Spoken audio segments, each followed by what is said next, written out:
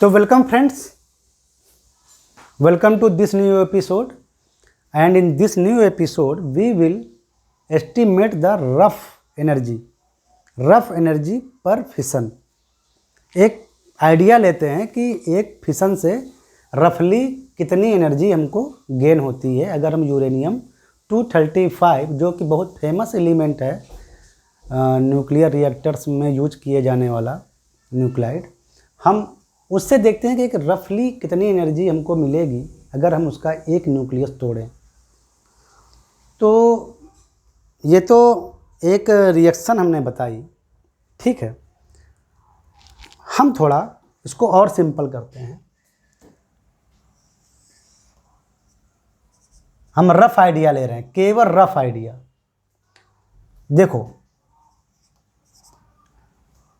92 uranium 235 ink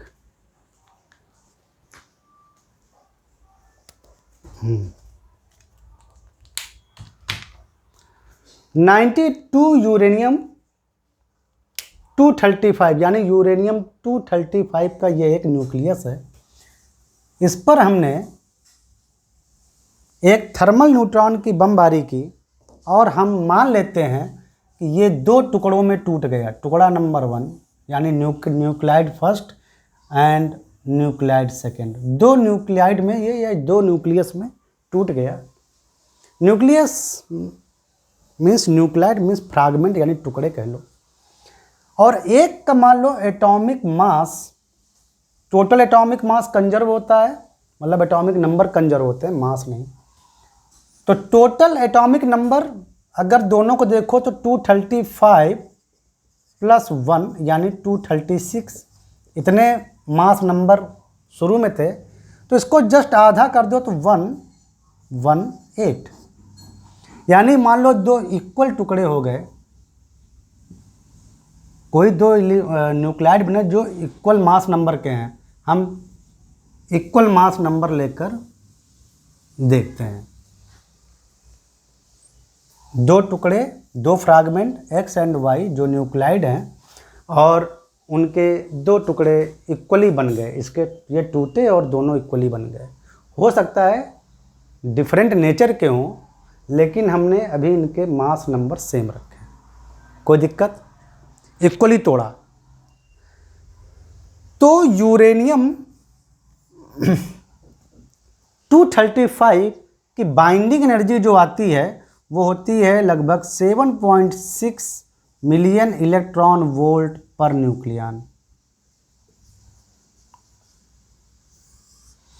और इस mass number की रेंज में, मास नंबर 118 की रेंज में जो न्यूक्लाइड पाए जाते हैं वही ग्राफ में, तो वहाँ से हमको इनकी average binding energy per nucleon मिलती है लगभग 8.5 million electron volt per nucleon.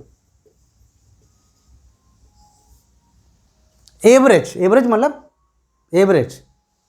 इस मास नंबर के जो न्यूक्लाइड होते हैं उनकी बाइंडिंग एनर्जी पर न्यूक्लियन इतनी होती है और यूरेनियम की 35 की बाइंडिंग एनर्जी पर न्यूक्लियन इतनी होती है। हमने माना कि यूरेनियम का जो न्यूक्लियस है वो 2 इक्वली न्यूक्लाइड में टूट गया है, जिसके मास नंबर एग्जैक्टली हाफ में डिवाइड हो गए हैं।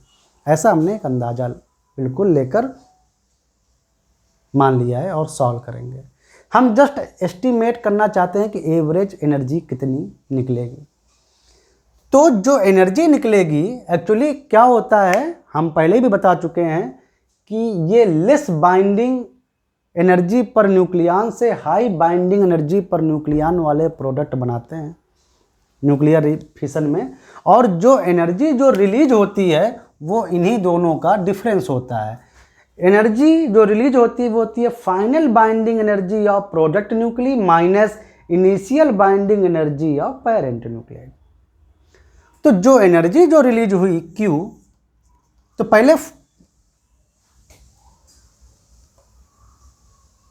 Binding energy of the final जो प्रोडक्ट जो न्यूक्लाइड हुए हैं उनकी निकालेंगे।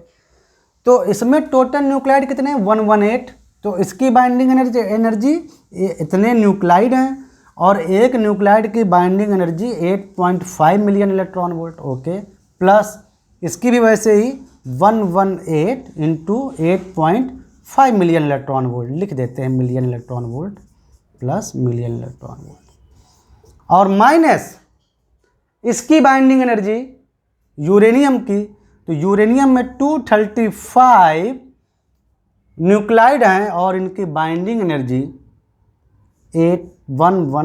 7.6 मिलियन इलेक्ट्रॉन वोल्ट। न्यूट्रॉन एक सिंगल पार्टिकल जैसा ट्रीट हो रहा है तो इसकी बाइंडिंग एनर्जी हम काउंट नहीं करेंगे। देखते हैं जरा कि टोटल बाइंडिंग एनर्जी कितनी निकलती है लगभग। तो 8.5 into 236 minus 235 into 7.6 million electron volt, कितना आएगा कैलकुलेट करो।